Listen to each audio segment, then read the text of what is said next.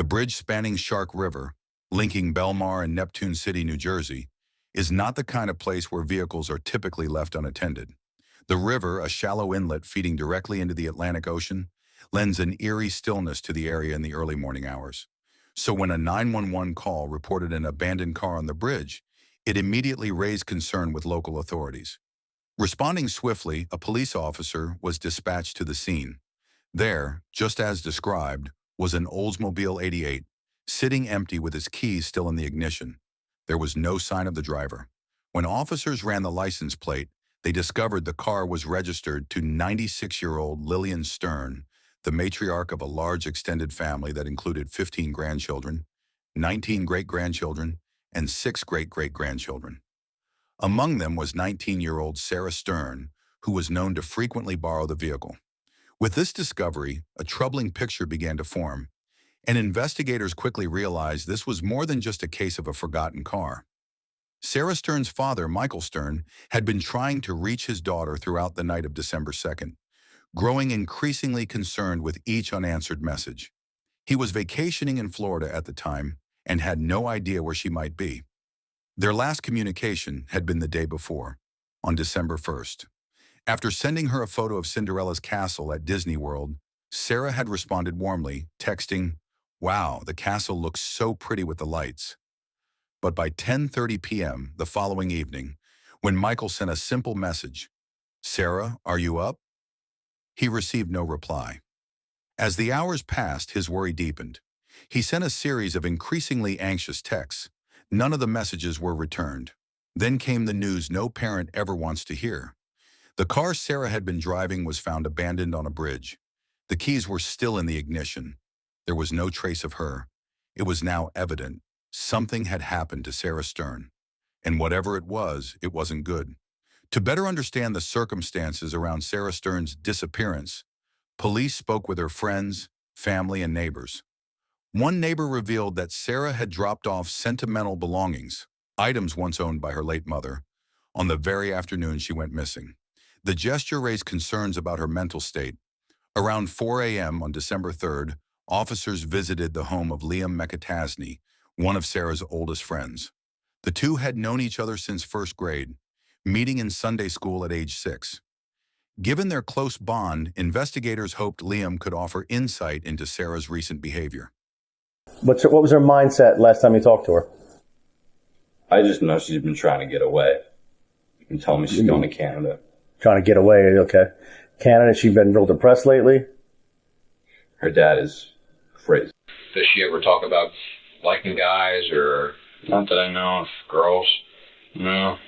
She has been known to obsess over girls in the past, though.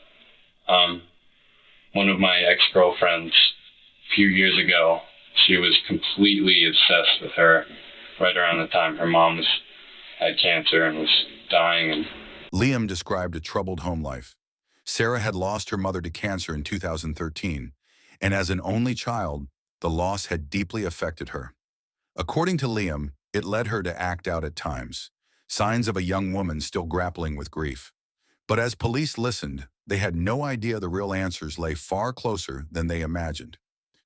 She just would always say stuff like, "Maggie, if you don't come here right now, I'm going to kill myself." Or there have been multiple occasions where my ex-girlfriend Maggie has had to go to the Draper's house to help her with either her dad. I can't say for sure if her dad was going to do something, but there has been a few occasions where she said, "My dad's going to hurt me or I'm going to hurt myself," in the past. Sarah Stern wasn't known to be in a relationship at the time of her disappearance. According to Liam McAtasney, she had never expressed romantic interest in men, and he speculated that she may have been a lesbian, though this remained unconfirmed. He's obsessed with these YouTubers, and most of them are known lesbians. So I don't know if they were role models. I don't know. I don't know if how her family would have taken it if she were to come out and say, "I've never known her to be able to hold a job." What about school? She just didn't even sign for classes. You know why? Canada, I guess. She needs to get away. Go to Canada. Get away from her dad. Is she in Canada? I couldn't tell you. He also pointed to ongoing tensions at home, suggesting that Sarah had a strained and possibly difficult relationship with her father. Liam told investigators that Sarah often spoke about leaving, about starting over somewhere far away.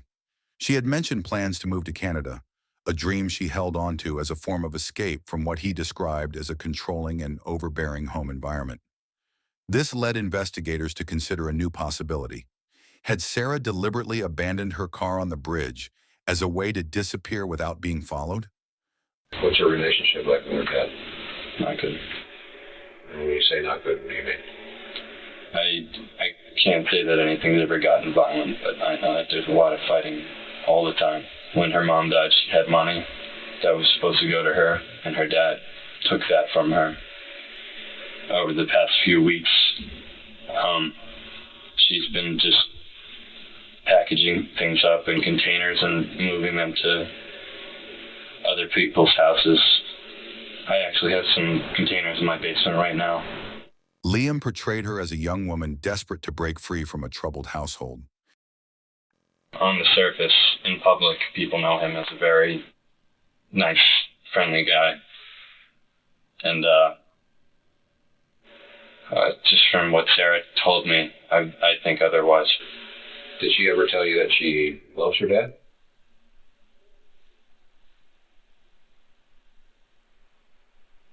However, there were complications to that theory.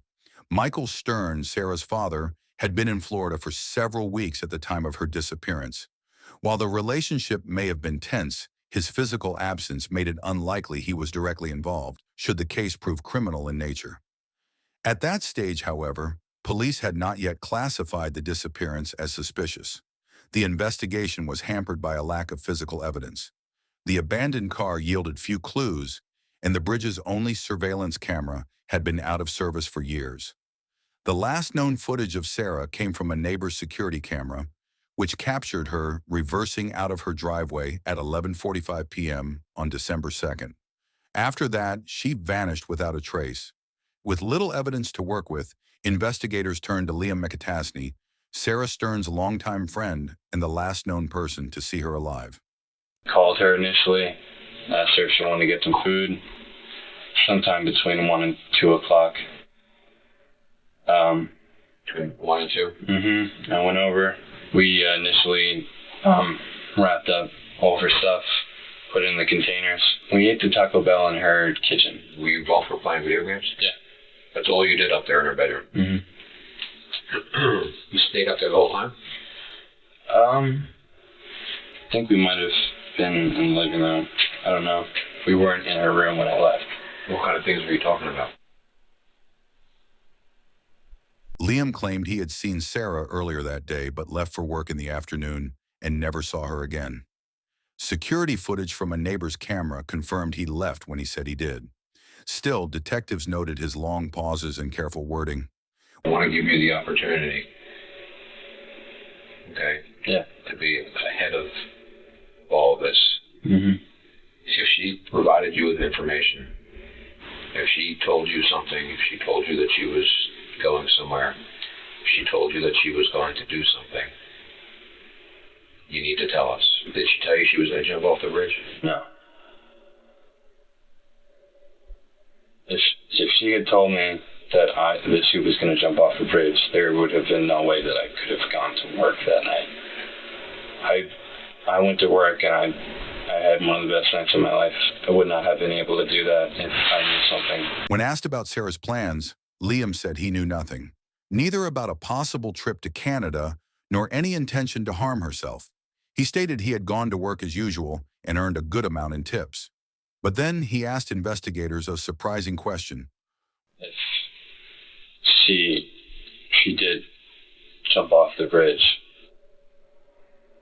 what are the odds that she's not somewhere all the way out in the ocean by now? One that implied he believed Sarah was in the water.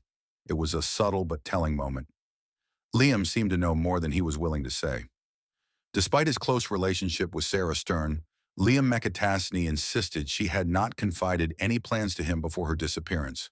Their friendship spanned 13 years, beginning when they met as 6-year-olds in Neptune City, New Jersey. Sarah's hometown and the place where she had lived her entire life.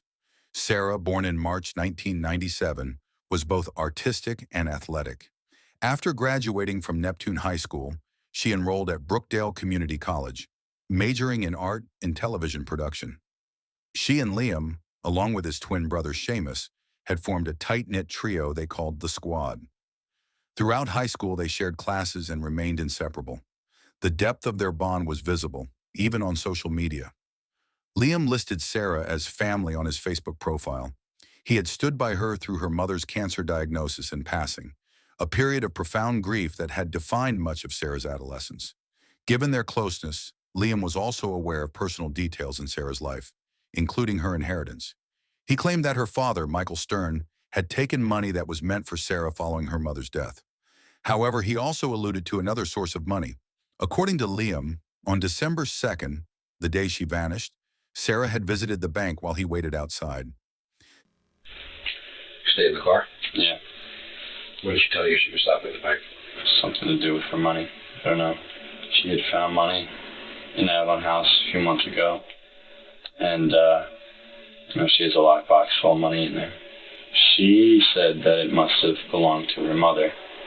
What she thought was her mom left it for her, hid it in the house, so if her dad were to take her money, she would still have money left for her by her mom. That's How much money? She said it could be from 20 grand to 100 grand. She wasn't sure. Well, she told me the condition of the money was pretty bad. Like it was all stuck together. Well, it was old bills. So that could have been a reason for not knowing. Did she give you any of the money? No. Sarah's trip to the bank on December 2nd hinted at a carefully planned escape. She was withdrawing money from a secret fund known only to a select few, a stash intended to finance her move to Canada and the fresh start she longed for. This suggested that her disappearance may have been voluntary. However, one detail complicated that theory. Her dog, Buddy. There's absolutely nobody home. There's one dog, and the dog is in the cage. Oh, the front door was unlocked. It wasn't open. It was just the house wasn't locked up. A devoted pet owner, Sarah had left Buddy locked in his cage at home, a house she had left unlocked when she drove away at 11:45 p.m. that night. With her father still in Florida, no one was there to care for the dog in her absence. This behavior was out of character, but not enough to build a definitive case. Adding to the complexity, Liam's parents arranged for him to have legal representation, which restricted further police questioning. As December passed and Christmas approached, the search efforts were gradually called off. With no new leads and the possibility that Sarah's body had been carried out to sea, the case grew colder by the day. Sarah Stern's disappearance was becoming a mystery that seemed unlikely ever to be solved. In January 2017, the investigation took a dramatic turn, thanks to another friend of Liam and Sarah's, Anthony Curry. A fellow Jersey Shore native and former classmate, Anthony was pursuing a career in the film industry. Just weeks before Sarah vanished, in November 2016, he had spent Thanksgiving with Liam McAtasney, during which the two discussed movie ideas. Movies, I'm a filmmaker. He used to tell me all ideas all the time about, films I should make and all that stuff. And he told me about this idea he had to kill this girl. Liam shared a chilling concept, one resembling the plot of a horror film about a young woman who was robbed, murdered, and thrown from a bridge. At the time, Anthony dismissed it as mere fiction. But weeks later, when news of Sarah's disappearance and the discovery of her car on the Shark River Bridge came to light, the eerie similarity was impossible to ignore. Troubled by the connection, Anthony contacted the police. Yet despite this crucial tip, the case faced a significant obstacle. It was based solely on hearsay. To move forward, investigators needed to hear the story directly from Liam McAtasney himself. On January 31, 2017, Anthony Curry agreed to participate in a covert operation designed to uncover the truth. Using a staged phone call, Anthony arranged a meeting with Liam McAtasney that same night, coordinating through Snapchat to avoid detection. My camera broke, dog. I dropped it on the shoot. If fell into a bucket of blood. You can like spot me some cash from that girl's money, right? Maybe. How much do you need? During the encounter, Liam cautioned Anthony about the seriousness of the situation, insisting he could not discuss details over the phone. Previously, during his police interview, Liam had deliberately misled investigators, suggesting Sarah might have run away to Canada, taken her own life, or even been harmed by her father. But in person, Liam dropped the pretense, speaking candidly while carefully checking to ensure Anthony was not wearing a recording device. I gotta feel you up real quick, alright? You're good. No disrespect. I'll show you. No disrespect, okay? Nothing. Yeah, I got the FBI on my ass, dude.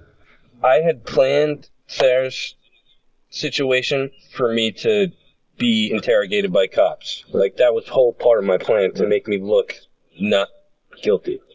And the worst part is, we threw her off the bridge, and the body never showed up. It's probably frozen. It's probably all the way out in the ocean. The meaning behind Liam's earlier question to the police became clear. Not because Sarah had confided a plan to jump from the bridge, but because Liam himself had been the one to push her. We went to the bank. She took some money out, not all of her money. We're counting it out, and then she goes to walk out the front door. I choke her out, drag her. My biggest problem was the dog, and her dog laid there and watched as I killed her. Didn't do anything. I pretty much hung her, and it took me a half an hour to kill her. Set a timer, and it took me like a half an hour after I hit start on the timer. According to Liam's own chilling admission, Sarah took half an hour to die, a period he coldly measured on his phone. Yet when he left her home that night, he inexplicably left behind his phone, claiming to have misplaced it amid the chaos. I choke her out, drag her into the back, put her in a bathroom, and then I had to go straight to work. So Preston came over, took the body, put it in the bushes, and then I was at work. I left work a couple times, which looks sketchy. To look for my phone, though, which is a reasonable thing to do. Yeah, you gotta look for your phone. Yeah, you can't. Which is kind of like me losing my phone was kind of a good thing, because the cops are like, oh, he's hanging out with her. He lost his phone. He's going back and forth between his house looking for it. Right. And then I get off work that night, go straight over, then we take her body out of the bushes and drag it over to her back fence, and I crawl, get into her car, and I back up. There's a security camera across the street, so I had to act like her. Liam McAtasney attempted to cover his tracks by going to work to establish an alibi and by mimicking Sarah's movements, reversing her car out of the driveway just as she had. While en route, he communicated with an accomplice via walkie-talkie. I got up on top of the bridge to throw her off. My plan was I was going to throw her off, run over, jump over the divider, and get into Preston's car. And then cars start coming up. I see headlights coming. I try to get her over, and I can't. However, Liam had underestimated the difficulty of disposing of a human body and the exposure he faced on the bridge. In a panic, he managed to push Sarah over the barrier into the water, hoping she would disappear without a trace, before fleeing in his accomplice's vehicle. The worst part of it is I thought I was walking out 50 grand, 100 grand in my pocket. She had one safe, and she took money out, and she only had 10 grand. And this money, I don't know if it was burnt or something. It's fucking old money, terrible quality. I didn't even get a quarter of it. So you only got 7 grams? The motive was chillingly clear. Money. The inheritance Sarah had received from her late mother, the very funds she intended to use to start a new life in Canada, became the driving force behind the crime. Liam coldly admitted he had expected to profit financially from her death, driven by an obsession with protecting and acquiring wealth. First, it was in my house for a long time, but then I stopped trusting Preston. Yeah, what's the deal with Preston? Did he end up helping you with it or not? Oh, yeah. Dude, tonight we just tried to rob a drug dealer together. He identified his accomplice as Preston Taylor, his roommate, and another longtime acquaintance of Sarah, Liam, and Anthony. Preston had even attended junior prom with Sarah. But once Liam learned of Sarah's substantial inheritance, estimated at around $100,000, old friendships were discarded. Both men focused solely on one goal: how to seize that money for themselves. The recorded confession provided the police with the crucial evidence they needed. On February 1st, both Liam McAtasney and Preston Taylor were arrested. What we're most interested in knowing, not necessarily what happened, because we already know that. We want to know why it happened. All right? We want to know why Liam did what he did. What did he do? He killed Sarah. Okay? And we know you know that. Right? You know that. Correct? Yes. Preston quickly cooperated with investigators, confirming Liam's account and admitting they had planned the crime together, motivated by the promise of Sarah's inheritance. Did he tell you ahead of time that he was going to do this? Yeah. How long do you think that he planned to do this? About a month. Which wasn't too serious at first. The first time he told me about it, him and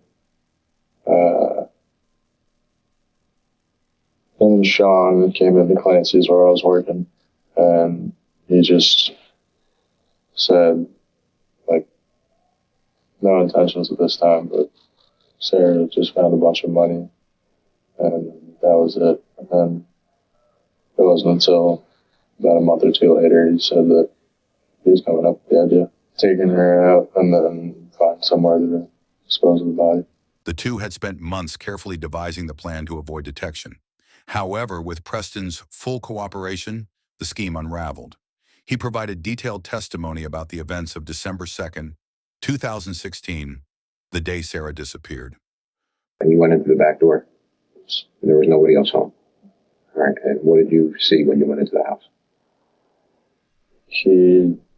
I saw her body in the downstairs back bathroom. Preston admitted to assisting Liam in hiding the body and then waiting at their shared residence for Liam to finish his work shift. During that time, Liam returned home several times in search of his missing phone. Describe his demeanor when he came home. Just completely frantic and out of his wits. Unable to locate the missing phone, Liam and Preston proceeded with their plan after his shift ended. They returned to Sarah's home, where her body remained concealed, before transporting it back to the bridge. You didn't pull up in front of her house, park in her driveway, and walk in. No. Why didn't you do that? Liam told me that there was a camera on the neighbor's house across the street. Did you have to help him lift her over? Yeah, he had her on the sidewalk. During the investigation, Preston was taken to the Shark River Bridge and pointed out the exact location where they had disposed of Sarah's body. Liam had lifted Sarah's body by the shoulders and gotten her partially up onto the curb, where I then grabbed her by the legs and hoisted her up onto the railing, and then I pushed her feet over so that she was going over the rest of the way. While Sarah's body was submerged in the water, the two men took possession of her inheritance. Initially, they stored the money in their attic, later burying it in a nearby park. Some of the funds were squandered on drugs. What did he need the money for? I don't know. We're just starting to move out, and he was getting tired of his job at Brennan's. Ultimately, Sarah Stern's life was taken over a relatively small sum of money, her murder motivated by greed and betrayal. What do you think about? I think about what it means for me if it did come back to us. Did you think it was going to? They did a pretty good job of convincing me that she covered everything up. Liam had initially succeeded in misleading the police.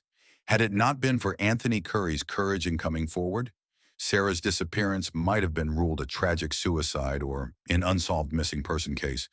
Both Liam and Preston believed they had evaded suspicion, going so far as to attend vigils and assist in search efforts, all while feigning ignorance of Sarah's fate. However, in April 2017, Both men were formally charged with first-degree felony murder, a conviction achieved without the recovery of Sarah's body, a rare and significant legal accomplishment. The combination of Preston's detailed confession and Anthony's recorded video provided prosecutors with a strong case. Preston pleaded guilty to robbery, conspiracy to commit robbery, desecration of Stern's remains, conspiracy to desecrate her remains, and hindering the arrest of himself and Liam. In exchange for his cooperation, he received an 18-year prison sentence with eligibility for parole after 15 years and 3 months. During sentencing, Preston offered a public apology. I'm truly from the bottom of my heart sorry. In contrast, Liam showed no remorse, neither in the secretly recorded confession nor at any point thereafter. In court, Liam McAtasney claimed that the recorded video was merely a fictional discussion, an explanation of a film plot he shared with Anthony Curry. With Sarah's body lost to the sea, physical evidence was limited. However, critical items remained. Sarah's family had found Liam's missing phone on their lawn the day after she was reported missing. Police forensic analysis revealed the phone's stopwatch had been activated at 4:15 a.m. on December 2nd, the precise time Liam had timed how long it took Sarah to die. Additionally, investigators recovered a safe buried in a park containing the stolen money, with damaged bills matching the remainder of Sarah's funds still in her bank deposit box. The walkie-talkies used by Liam and Preston to coordinate their actions were also entered as evidence. Faced with this compelling evidence, the jury rejected Liam's defense. He was convicted on multiple charges: first-degree murder, first-degree robbery, first-degree felony murder, second-degree conspiracy to commit robbery, second-degree disturbing or desecrating human remains, third-degree hindering, and fourth-degree tampering with physical evidence. Liam was sentenced to life imprisonment without the possibility of parole. He had murdered a childhood friend he had known since age 6, doing so coldly and without remorse, all for a few $1,000s. Now in their early 20s, both Liam and Preston remain incarcerated following unsuccessful appeals. Meanwhile, Sarah's family continues the difficult process of healing from the devastating loss. What do you think was the key moment that led investigators to finally crack the case of Sarah Stern's disappearance? If Anthony Curry hadn't come forward with the chilling confession he recorded, do you believe justice would have ever been served? If this story moved you or made you think, don't forget to like the video, subscribe to the channel, and hit the bell icon so you never miss an upload. We'd love to hear your thoughts in the comments below. What do you think justice looks like in a case like this? Until next time, stay safe and stay curious.